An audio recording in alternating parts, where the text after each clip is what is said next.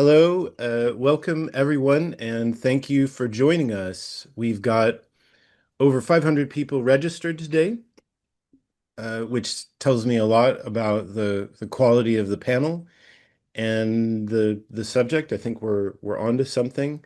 This is Pedagogy Trouble, the second session in Code's digital education series. The series runs through to June 2026, covering seven topics in learning and teaching online. We started last month with Setting the Scene, where Bobby Moore and Linda Amrine Cooper talked institutional approaches to pedagogy. Today, we are talking about the life of learning theories in Pedagogy Trouble. Then in January, the power of asynchronous learning. February, learning playfully. Uh, in April, AI in learning and teaching. May, purposeful assessment. And June, purposeful feedback. All sessions are free. If you attend 5 of the 7, you can complete a reflective piece and earn a Code certificate of achievement. Details are on the Code website. Now, before we get into it, I want to hear from you. We're launching 2 quick polls. The first question will be, what learning theory do you use most? And second, what learning theory do you wish would just go away? I suspect our panelists will have something to say about those results. I want to play the Jeopardy theme song. Do do do do do do do do. Okay, I think that's good.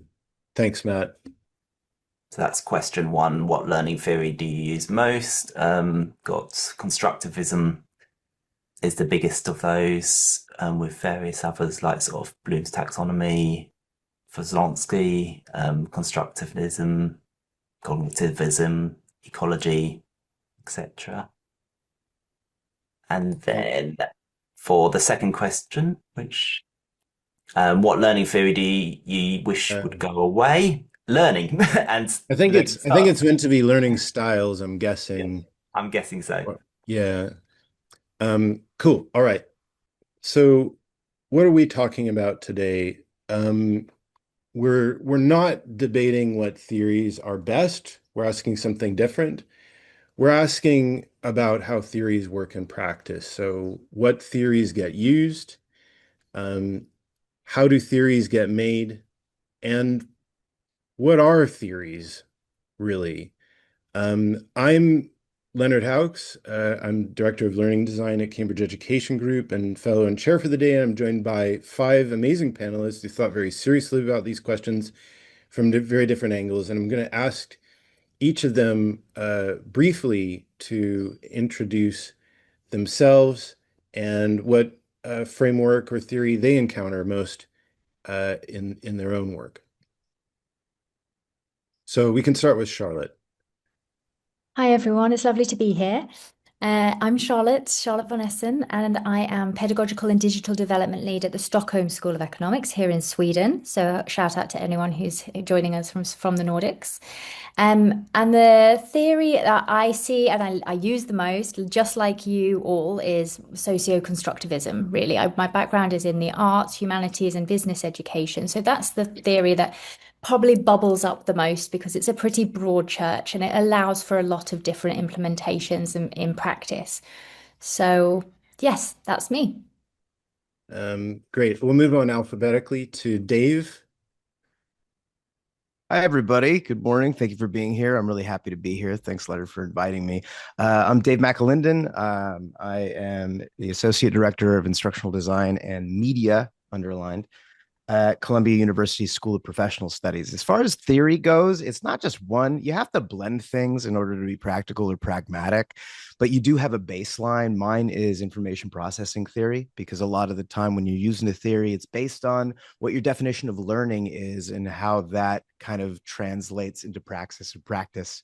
And my kind of definition for that, or the broader definition for that, is a durable change in long-term memory. So information processing theory really kind of undergirds the greater blend that I use of different theories, depending on, what the learners need, what the environment is, X, Y, and Z. It's a bit more nuanced than be like, this theory fits this thing, right? And we're gonna just lay that and map that over everything. So that's kind of how I look at things. Nice one. Estrid? Yeah, hello everyone. Really nice to be here. Thanks for the invitation. Yeah, I have had a lot of inspiration from actor network theory, although I wouldn't really call it a theory, although it holds theory in its name.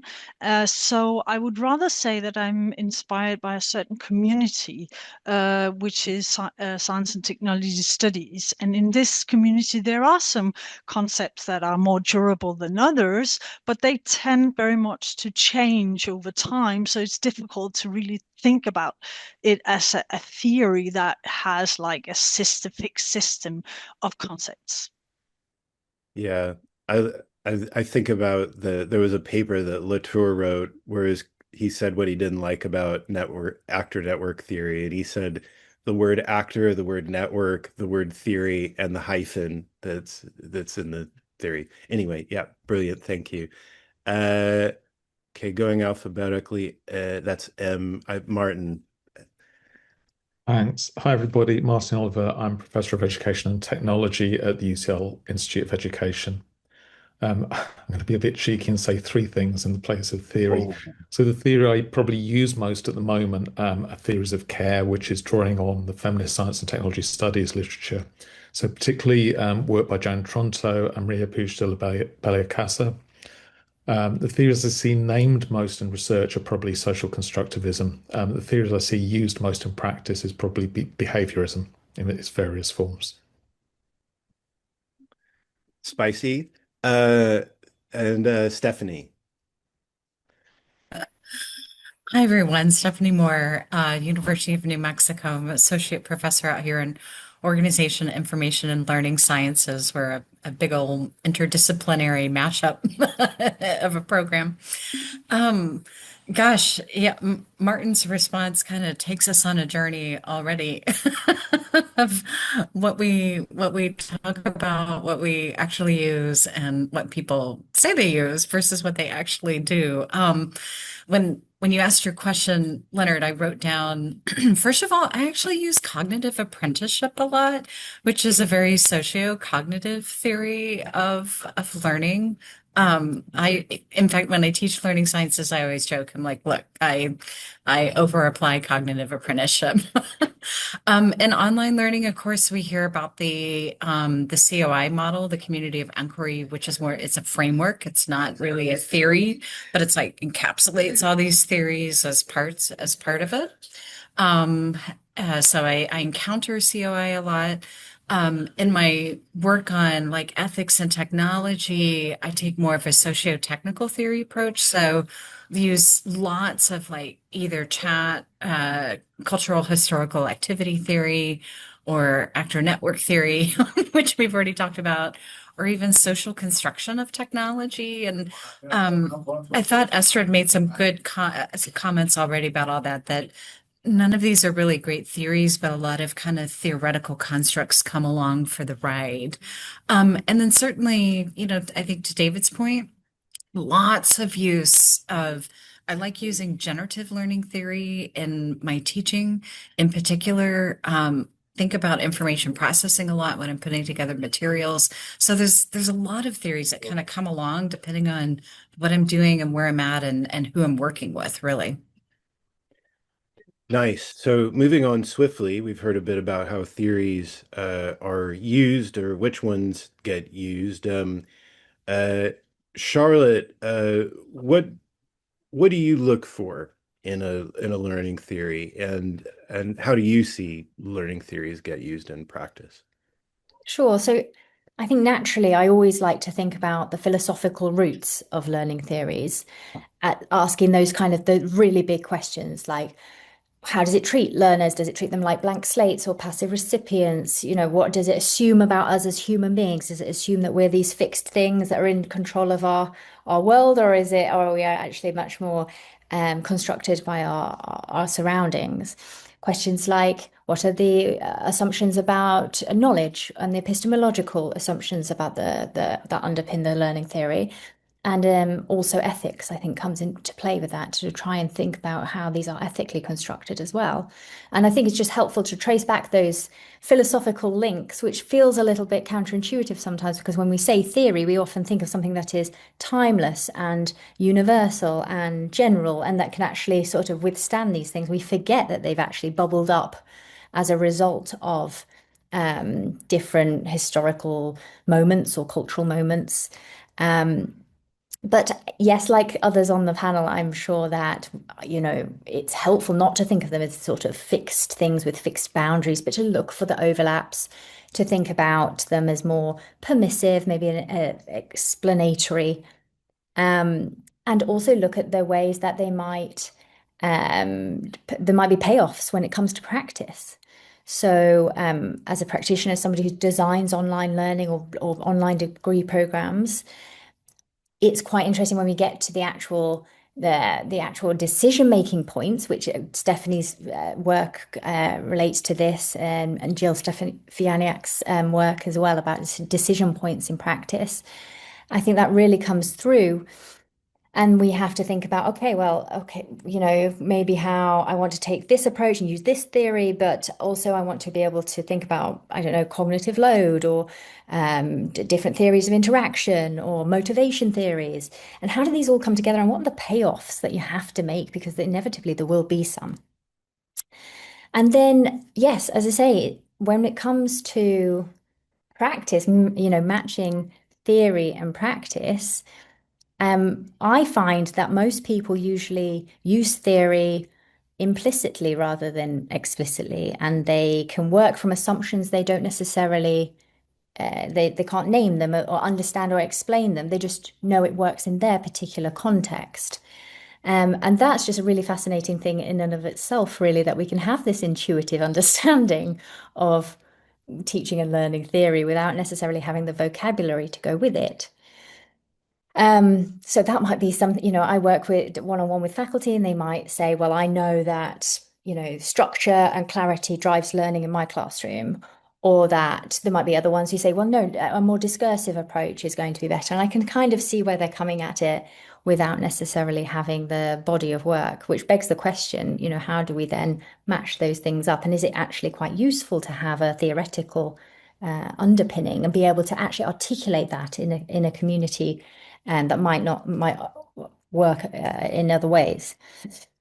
And yes, I think ultimately, on the other side, people sometimes use learning theory to justify an approach, not necessarily to as a point of inquiry. And that's quite an interesting thing to see as well on the ground. And I'm interested in this when Leonard talked about certain learning theories being baked into technologies. And I'm really interested in that as well now, the underlying assumptions about learning and its approach and the way that it's actually sometimes those choices are taken away from us. So that's just, some reflections on what I look for in a learning theory and how I've seen that play out. Yeah, an incredibly well-rounded response. We talked about the philosophy, the history, pragmatics, politics. Does anyone want to jump in? I know, Stephanie, you've done some recent research around this topic, but really anyone. Sure, I can speak to that just very quickly. So I've been working with Noah Glaser at University of Missouri, interviewing designers on how they experience theory in their work. And we're working on the write-up of all of this right now. But the nickel tour of it is, first of all, I think it's important to understand how we ask the questions. We asked folks to describe a design to us, to sort of see, to Charlotte's point, like what was implicit in what they were telling us. And then later on in the interview process, we just asked them simply, how do people learn? And one of the most interesting thoughts was people were very specific up front about here's how I design, here are the decisions I made, here's why I did X, this is what I wanted to have happen, all of that good stuff.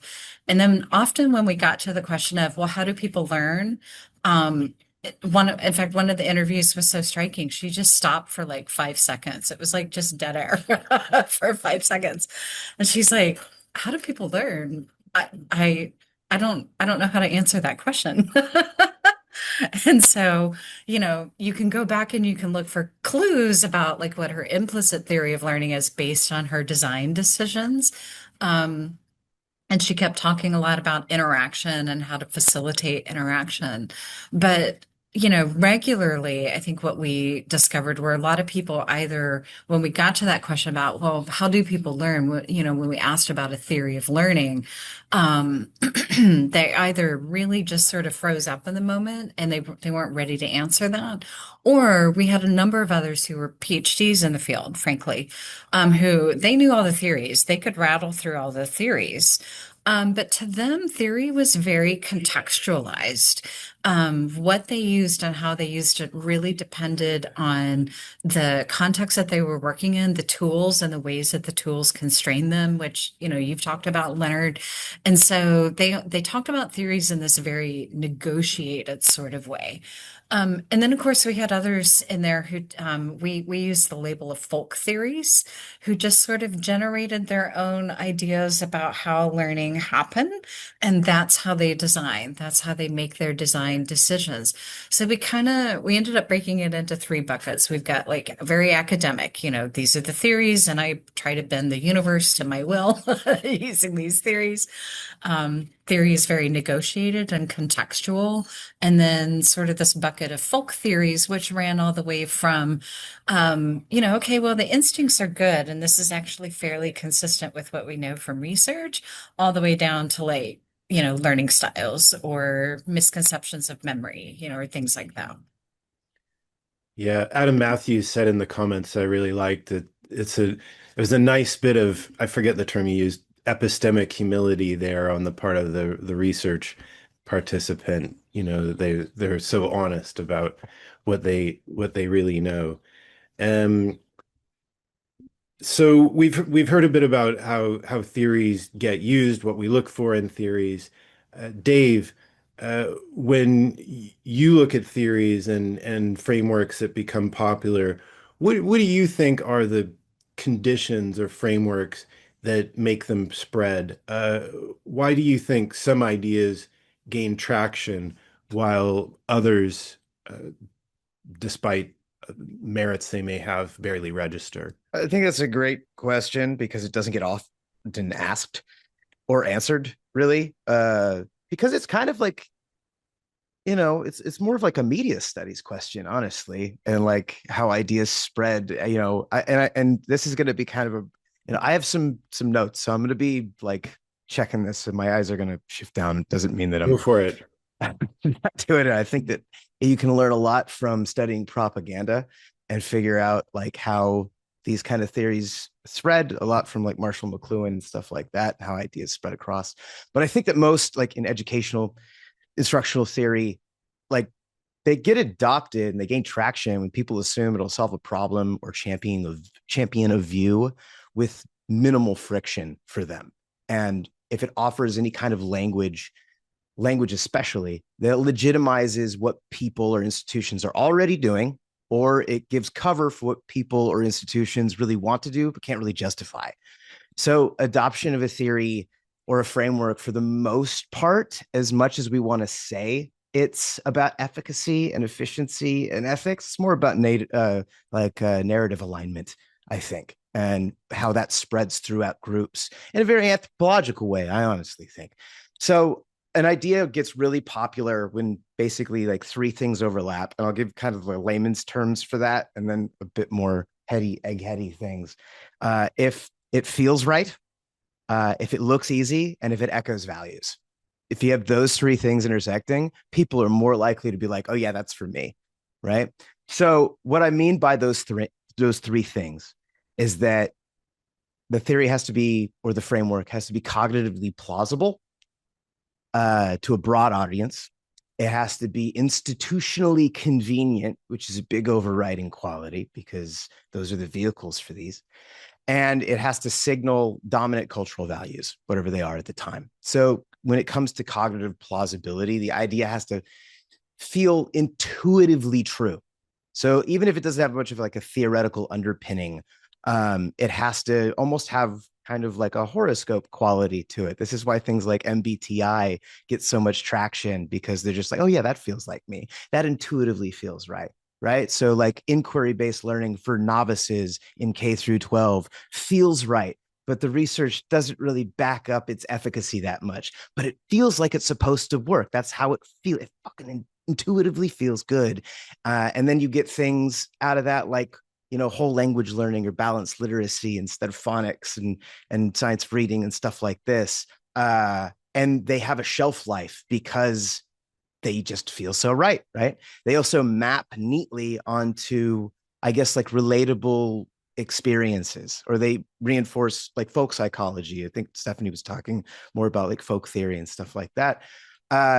So people end up trusting it before they test it because it kind of aligns with their identity. It's like a almost like a gives like a scientific skin to like lived experience, and it may trade on the power of justifying notions that stem from one's sense of identity, which is a really powerful persuasive tool, right? And because of this, I think frameworks often get way more adopted and used than theories do, because they don't really force us to update or revise our mental models. They're more like assimilation than accommodation.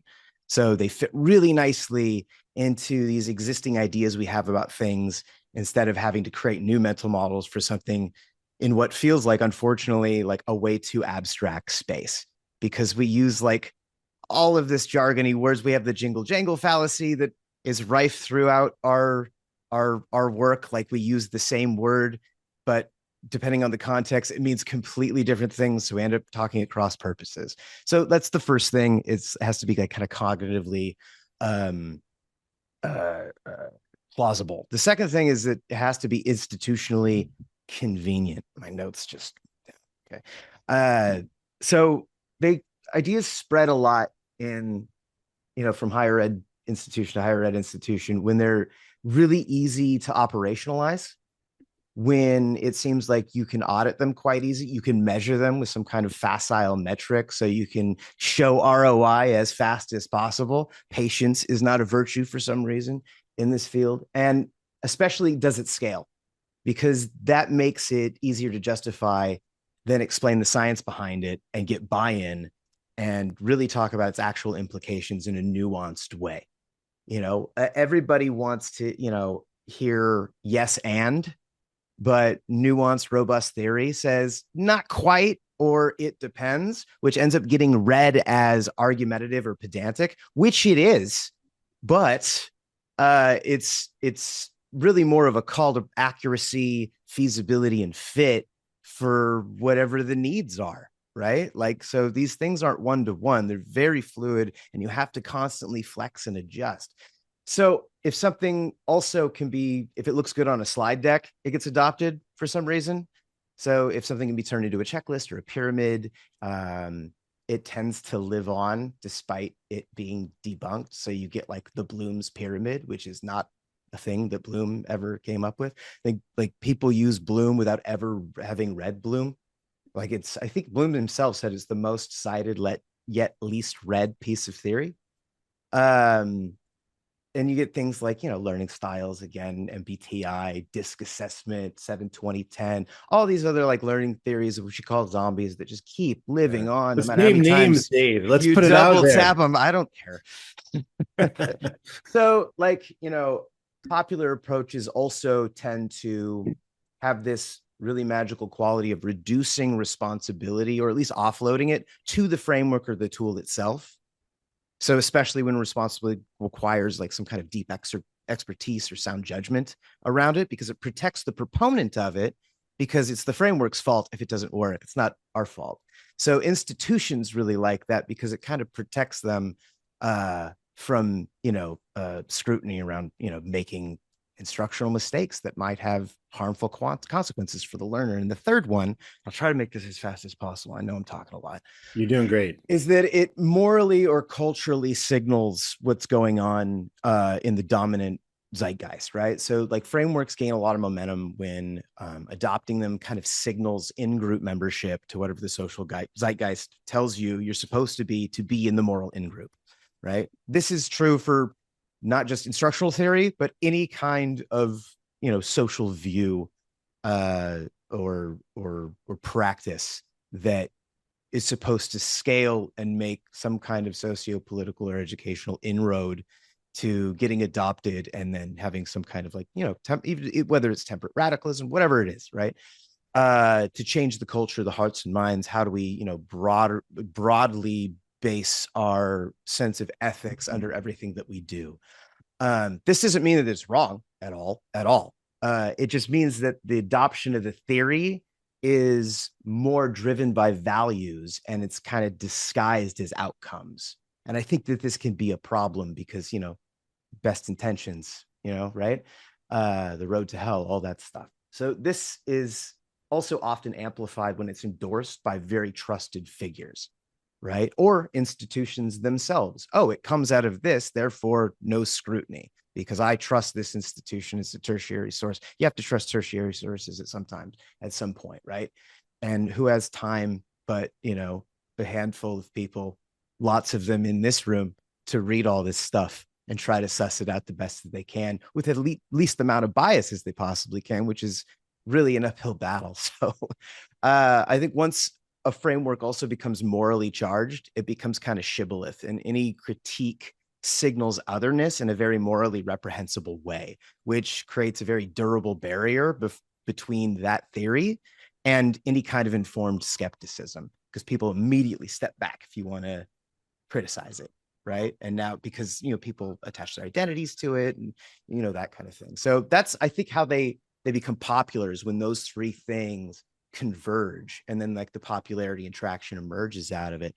Why some theories don't get picked up is basically the inverse of that. They don't do those three things, but they also tend to emphasize limits rather than possibilities, right? So if you have a theory that emphasizes the limits and boundary conditions of things, again, like I said, people want yes and, not it depends or not quite.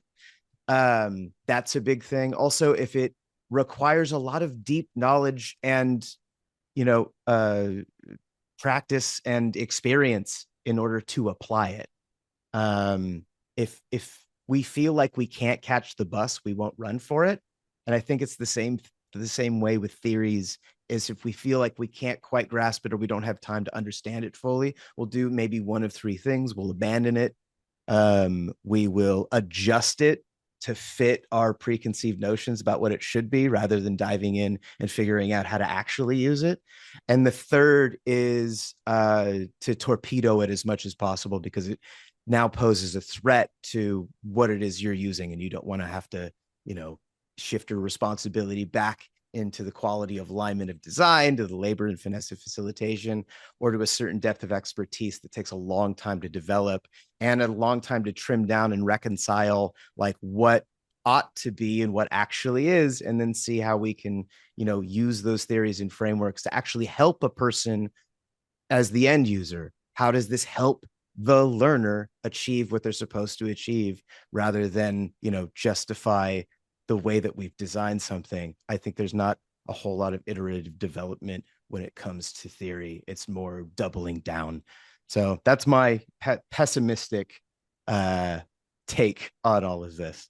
Cynical as it may be, I am optimistic about the future. And just a point of clarification, but you mentioned some learning theories not really being theories, and I think maybe what I understand you mean by that is that, certain theories, like, for example, the community of inquiry framework, is not a theory in the sense that it doesn't predict or describe phenomena. It's just organizing it, basically. So that's how I take what you said. Okay, cool.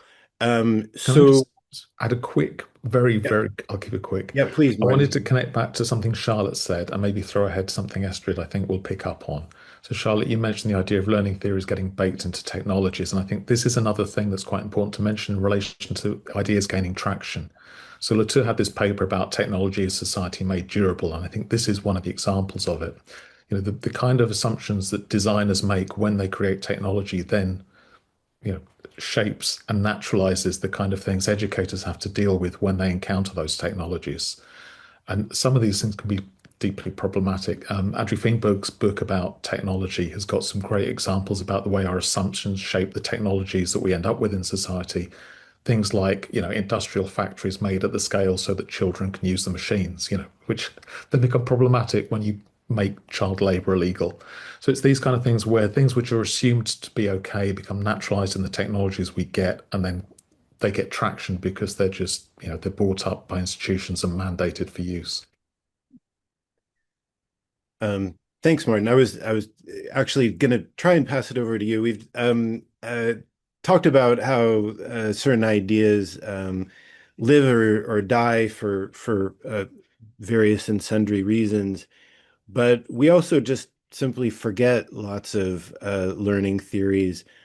Why do you think in our field that we have such a kind of a short conceptual memory, and what does that amnesia do in practice? Thanks. There's lots I'd like to say about this. Yeah, and you've written about this a fair Yeah. bit. So Yeah. I mean, I'll start by picking up on something Dave mentioned, which I think is that, we can just say that it would be great if people read more. But I think in fairness, many people are not being paid, they're not being expected by their managers to stop what they're doing, developing and do the reading. So, this is a circumstance which we can find frustrating, but nevertheless is entirely understandable and reasonable in terms of most people's lived experience in their work.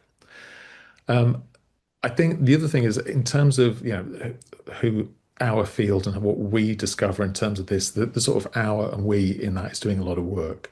Because I think one thing that's really important is that this is a field which I see as very fluid. People are moving into it and out of it the whole time. For example, someone who's trained as a physics teacher or an art historian, suddenly discovering, oh, technology and pedagogy is really interesting. What can I do with this?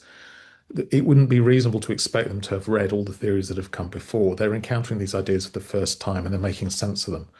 So I think, this is where it connects to things like Stephanie's mention of folk theories. But I think there's something really important about not treating folk theories as something that we should be, demonizing. That's where we all start. We all start by making sense of the things we experience in the world. It's just that some of us can publish this stuff and others of us can't. So, there's that sort of feeds into a sort of third thing, which is, one reason we keep re-encountering this stuff is what you might charitably call rebranding, where people have got a very familiar idea, but they've got a new project or they've got a new product that they need to sell, and they want to attach this idea to it in some way. And so, or they need to make it expressible to a policy audience or a technical developer audience. I mean, I think there was an interesting thing around the TPAC framework was originally called the TPCK framework until Punya Mishra was told that, the senators in America aren't going to get TPCK, but they can manage TPAC, And so this sort of moment of will it land with the audience shaped how it's then talked about for a decade or more afterwards. So all of this stuff, I think we have to treat it seriously as legitimate ways in which we do work with theory and do work to connect theories to policy or to practice. And yet, as people who might want to be developing theory, we also ought to be sort of a little cautious about it. What it does in practice, what it does to our practice, I think that's also worth thinking about. And I think the trouble is, we do see people making very familiar mistakes. If people haven't read Christo Sim's book from 2017, Disruptive Fixation, it's a really good read. It's a story of well-intentioned philanthropists trying to create a sort of cutting-edge school in New York, and about all the reasons it didn't work, and all the very familiar reasons it didn't work, which are very similar to the same things we've seen before and we will see again. So all these things about the as-ifness, treating technology as if it is a solution to this problem.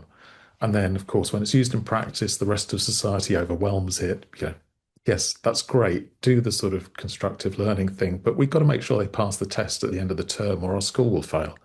So there's all these kind of other things which are more than pedagogy in the moment, but which nevertheless have a bearing on what's acceptable in the classroom. Okay, I'll stop there. Thanks. Yeah, does anyone else, thank you, Martin. Does anyone else want to jump in on that? I might kind of jump. Oh yeah, Estrid, please. Yes. Yeah, I can just thanks. I can just add a little note to what Martin started with, which is you said that kind of that their theory is inscribed in technologies, right? But very much also in the setup of our classrooms. So we don't have to read books to have a certain understanding of students sitting in front of a teacher. I mean, some classrooms are different today, but basically all classes that I've ever seen still are based on this century-old scheme, and that, of course, influences massively the way in which we think about learning. Sorry, just to add, Adam Matthews also mentioned the book Charisma Machine, which also speaks on the same subject and is a really also fantastic book. I don't want to preempt what you may talk about later, Estrid, but in a lot of these subjects, I'm reminded of the actor network theory view, wherein ideas win through their networks and through making connections. And it's I think Latour once said that the way, I think when he wrote about Pasteur, that the way that you win an argument is by making your opponent feel that they are alone. And in a way, maybe, I don't know, perhaps that's part of what's happening in our sort of amnesia, is that in a field where there's so many people coming in and out, it's very easy to kind of isolate ideas almost deliberately, in order to, I don't know, connect with your own. I'm running out of words here, but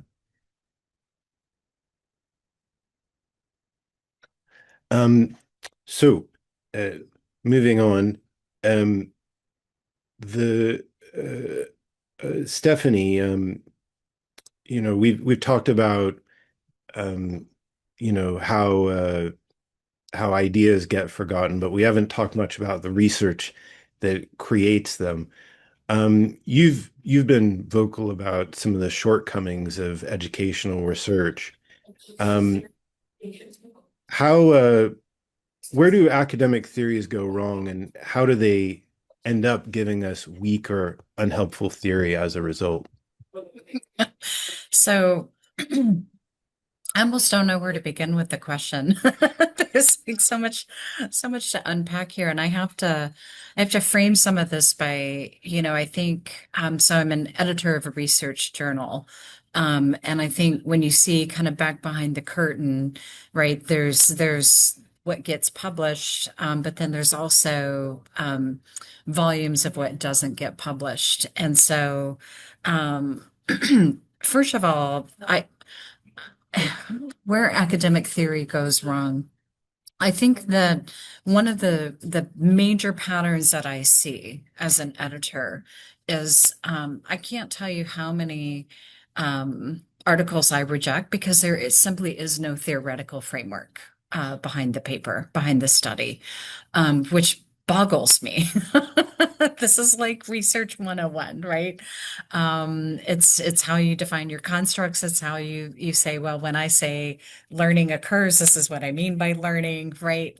It's sort of how we interpret, how we make sense of everything. And so when we get a bunch of papers that don't have any research, I'm sorry, any theoretical framework to them at all, somebody said, I'm going to ask this question. I put together this survey, went out and asked people these questions, and here's my results. And people didn't learn, or they don't like online learning theory, or I'm sorry, they don't like online learning, therefore it means it doesn't work. Whatever it is, there's no way to actually interpret it's just a soup. right, of words and findings and data and whatever. And there's no way to meaningfully interpret that without having actually framed like, well, for you, what does X mean? What does Y mean? I mean, I see studies all the time even that are on like, we're going to study the impact of educational technologies or information technologies on learning.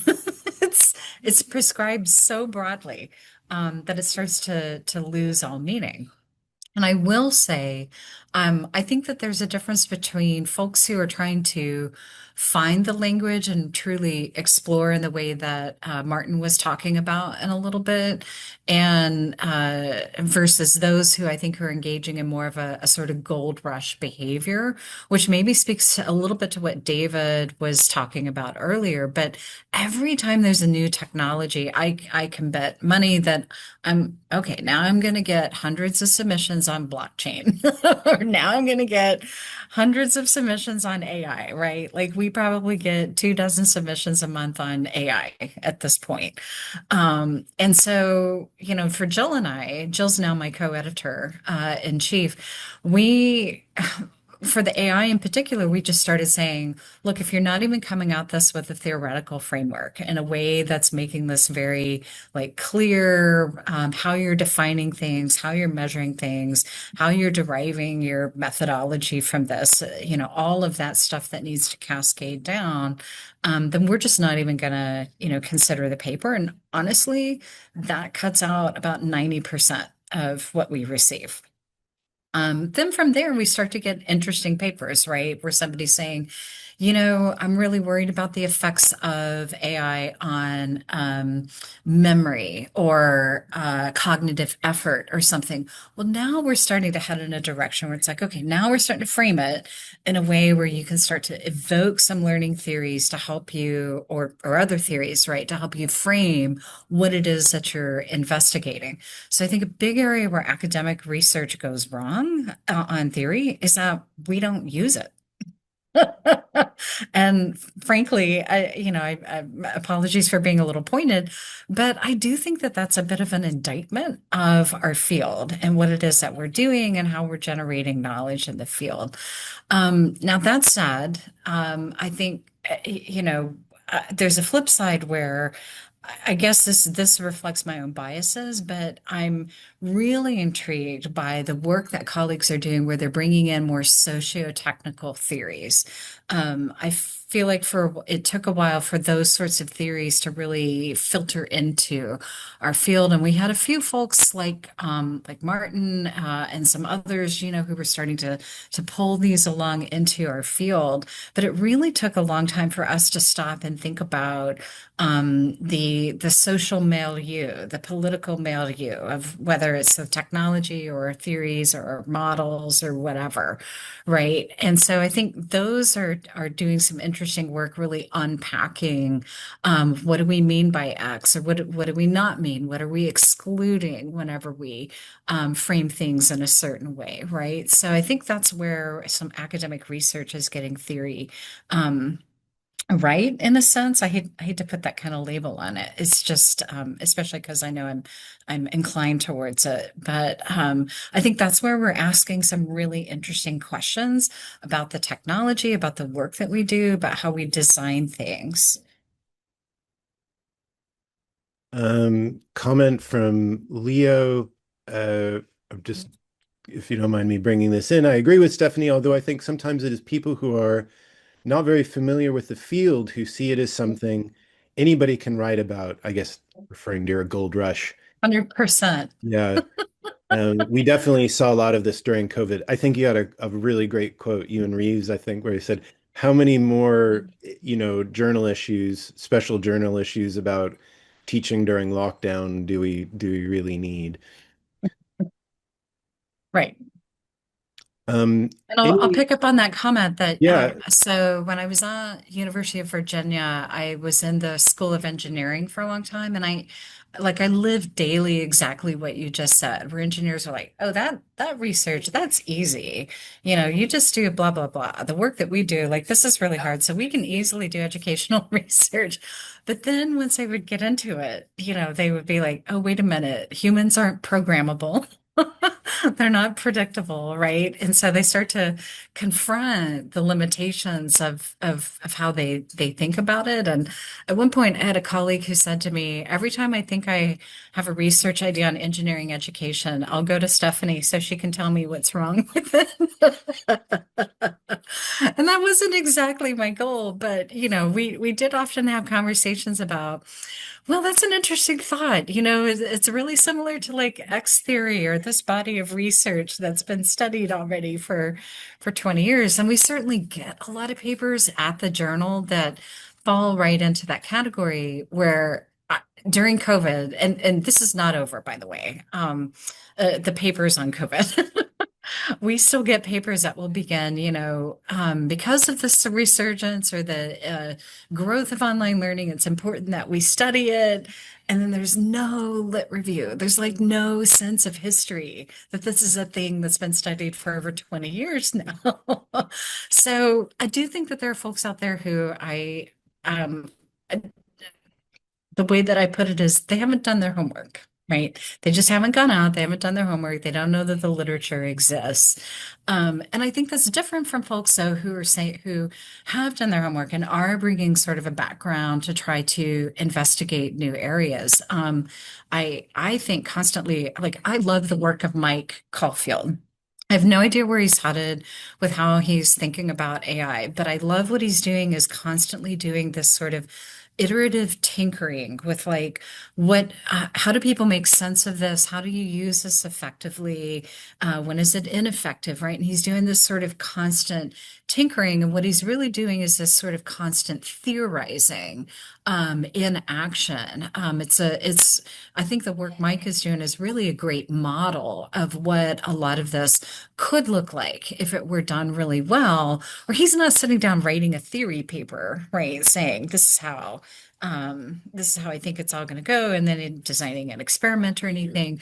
But he is out there constantly tinkering with it, situated in context of practice, trying to make sense of, okay, if I try X, what do I get? How do I make sense of those findings, right? And I think that's the other thing. A lot of folks, they get their findings and they just report them, but we're not really stopping to think about, wait a minute, how do I make sense of these findings? Because your findings are your findings, and that's interesting, regardless of how you've like theorized or framed them, right? And so Mike's kind of doing that with like, okay, if I try X, or if I put this little twist on it, and he's doing this constant sort of iteration and rotation on everything that to my mind is a really fascinating example out in the wild of good theory development. Amazing. So last question, and it's been a fascinating discussion so far. We've talked about I guess mostly what's wrong with theories, but one of the things maybe that might be at the root of the problem is what we actually think theories really are in the first place. Estrid, we often talk about ideas as you know, as sort of disembodied theories. Why is this so wrong? And what from an ANT STS perspective, how have we misunderstood the adventures of educational ideas? Yeah, thanks. I'm going to try to answer the questions by setting up a contrast between strong theory, strong learning theory, it could be, and situating theorizing. So arguing for situated theorizing as a kind of theorizing that preserves the proximity to both the researcher's scholarly community and to the empirical field of study. So this is in contrast to strong theory, which has which conceptualizes theory as distant from a particular empirical field. So admittedly, I kind of use this strong theory figure as a kind of a straw man, but it's helpful to think about. We can throw it away later. So let me start with what is this strong theory that I'm thinking of. So ideas about what counts as strong theory, such as could be strong learning theory, often have generalizations as at its core, which means, among others, identifying general properties, describing variables, and differentiating between different categories, right? And if you work on the basis of a strong theory, you enter into an empirical situation with knowledge of a number of properties that your theory tells you are interesting, and you look for these properties and how they vary in ways that all your theory also tells you that it's possible that they can vary. And empirical situations are messy and overly complex for strong theories. So you want to focus on what you know is of interest. And when you have your observations, you go home, you make your analysis, and hopefully you can also publish your results if Stephanie allows you. So your strong theory may not be influenced by your observations, since the observations concern specific empirical field, but not the general conception of the phenomenon that you study. So this idea of strong theory is an idea of a disembodied theory, like something that is like in the mind, something that we think of, but is outside of the world in a way. Or at least that's what it aims to be. It sees the empirical field and empirical situations as distant to and outside of theory.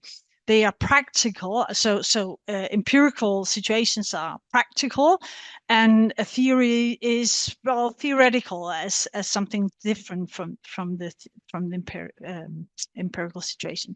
So she's an organizational scholar, Anne L. Conliffe. She reminds us that theory is the end product of theorizing, which is always situated and always embodied. And I already hinted at strong theory being very practical. So you go somewhere, you do things. But these embodied activities of the researchers are often bracketed out by strong theory. They are considered distant or outside theory. So let me move on to talk to what I try to argue for in a different understanding of theory, really, which I call situated theorizing instead.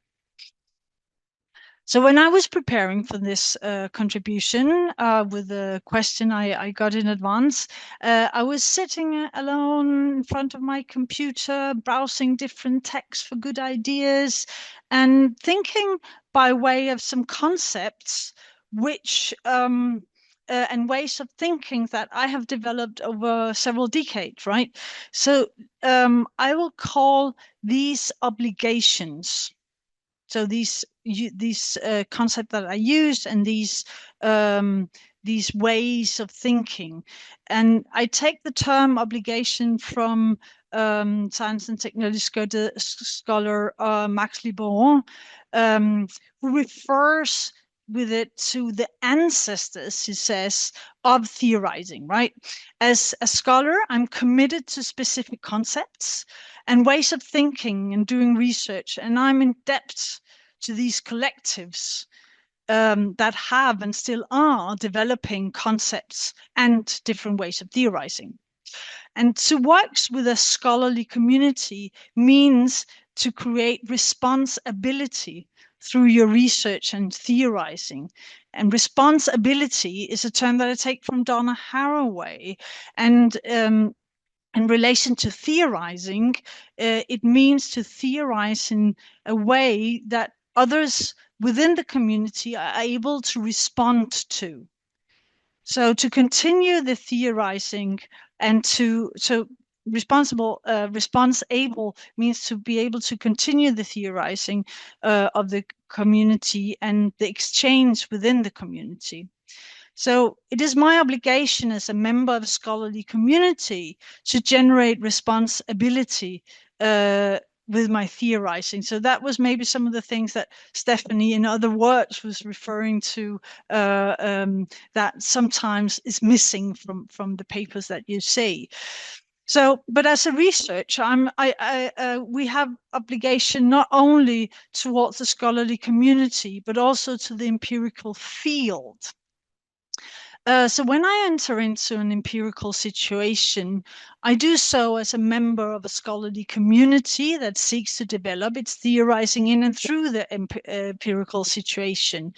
And my scholarly ancestors and their concepts help me attend systematically to specific aspects of the situation. But more importantly, I enter the empirical situation with a hope that the situation and my empirical observation can help me continue theorizing, right?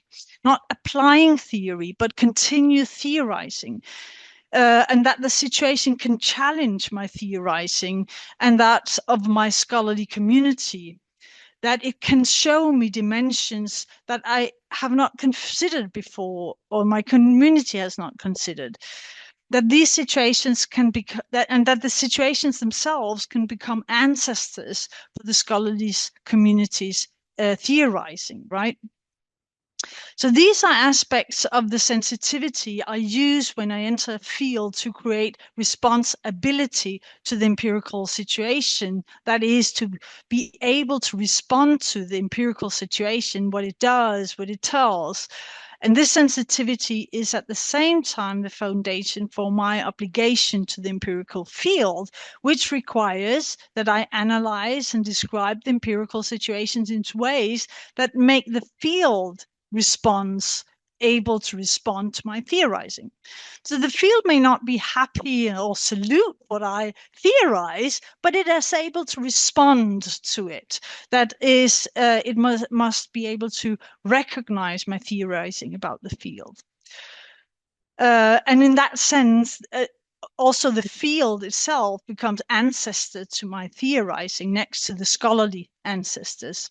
So concluding these thoughts, theorizing did not result in a fixed theory about a specific phenomenon, but it results in continuously empirical grounded theorizing and thinking with obligation to its ancestors, empirical and scholarly alike.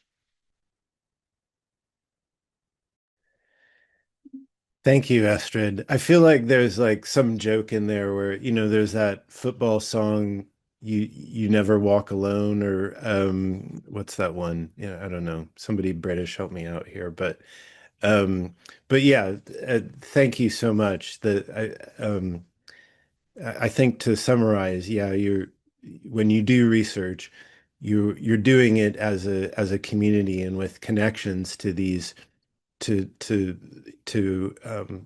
you're the people who've explored this before you, and to the empirical situation, and you have, yeah, obligations and responsibilities to them. Does anyone, we're just at time, but if anyone else in the panel wants to add anything to that, I mean, it's quite hard to add anything to that, that great response. But if anyone wants to add any more before we say thank you and goodbye, um, yeah, be my guest.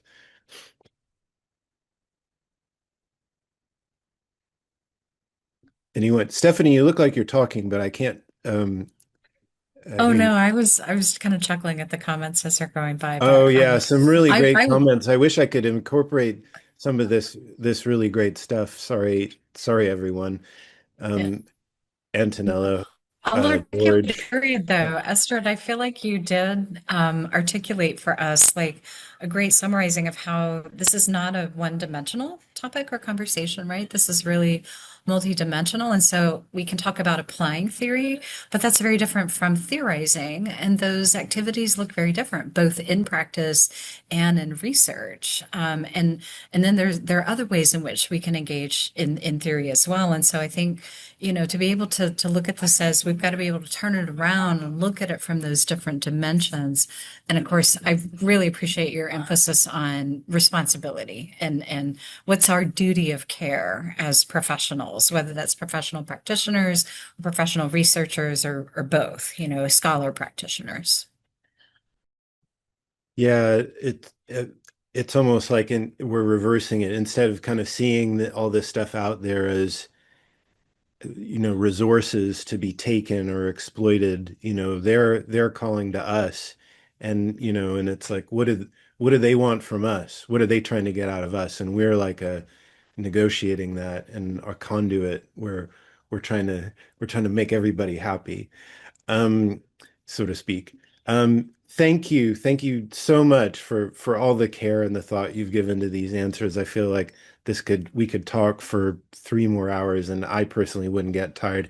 Thank you so much to the panelists, to Charlotte, Dave, Stephanie, Estrid, and Martin, and thank you so much for all the great comments. I think I'm going to go through and read them all now because I couldn't read them while we were doing this because I don't have enough presence of mind to do it. Um, Please come to our next discussions.